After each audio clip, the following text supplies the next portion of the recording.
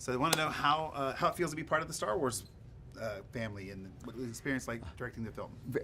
Really gratifying, and I'm a little surprised to say very comfortable.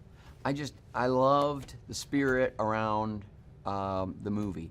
I loved working with the production design team, wardrobe, props, creature design, the puppeteers, robotics people, and of course the cast. And so it was just the creative swirl was particularly cool and exciting for me and fun. And I think I've been told that you had a little bit of experience at other Star Wars sets and things, so you had a connection to that swirl. Did that influence your approach to this film? Well, I spent a few days visiting because I've been close to George really since American Graffiti, and certainly since we did Willow together. But I think that the movie Willow was probably the best preparation that I had for making this movie. Technology has made the whole process, frankly, a lot easier. It's easier to fulfill your ambitions and your dreams and to get things done. And I was grateful for all the experiences that I've had. I guess this is my 25th feature, I think. And so all of those experiences certainly factored into the work at hand when it came to making this movie. I'd say the other movie that influenced it, interestingly, was Rush, a true story about Formula One race drivers from the 70s.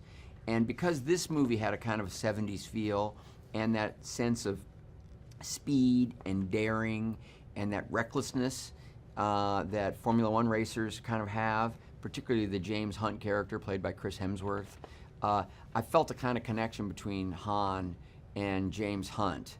And also between, a great speed machine like a Formula One race car and the Millennium Falcon.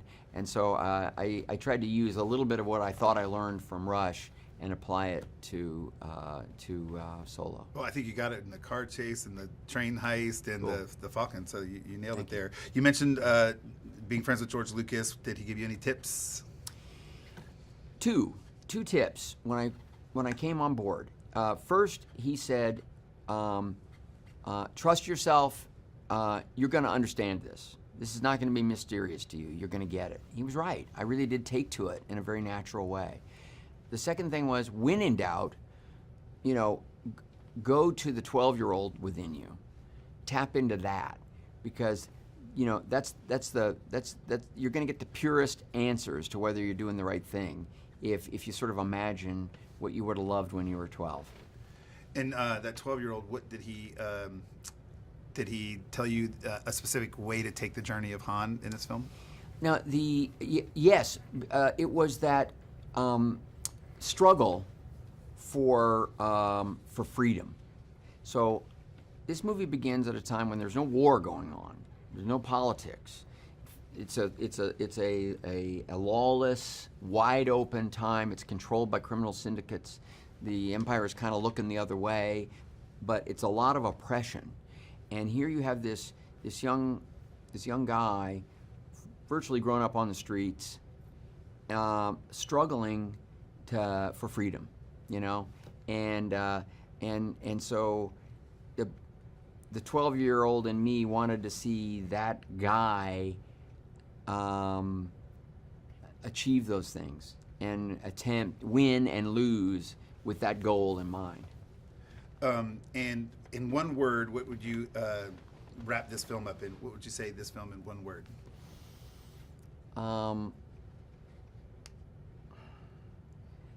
One word.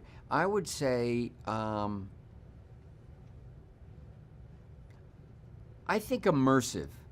Immersive is the word I would choose, because not only is it cinematic, state-of-the-art, sound, visuals, all the things that can make a movie feel like a ride, but because it is Han Solo's singular journey, and I tried to play as much of it as I possibly could sort of through his point of view, I think you feel like you're on this ride alongside Han. I think it makes it feel a little more personal. The suspense is a little more connected to you as an audience member, and and that's the reason I would choose the word immersive. I think you really feel like you're going on this adventure with him. That's awesome. And the 12-year-old kid that we were talking about, what was it like for that 12-year-old kid to be on a director on the practical sets that Star Wars always brings? Yeah. It is so much fun to see how these sets are designed and how cool they are and how much they work.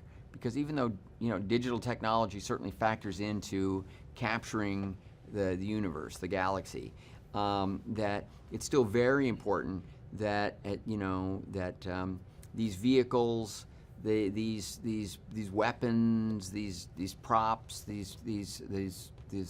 Falcon, as much as possible, will be something you can shoot in camera. The actors can handle it. It's as present as it could possibly be, and it makes it a really fun set to be on, because it's a little bit like the movies. It's cutting edge filmmaking, but it's also throwback filmmaking at the same time, merged. And in the same way that it's science fiction and it transports you in the coolest, most contemporary cinematic ways, there's also something about even the style of the sci-fi that's a little bit throwback. And it feels that way, every day that you're filming as well, which is, interesting and fun. Cool. So lastly, what do you hope audiences walk out of the film after they've experienced this film? I really hope they walk out of the film surprised in the ways that they were entertained, so that it delivers on Star Wars action. It delivers a cool experience. It feels authentic and true to the galaxy as we as fans kind of understand it, but that the story takes us on a journey that's surprising. Yes, they answer questions that we might have about Han Solo in satisfying ways, but not predictable ways. And that's my hope for the movie.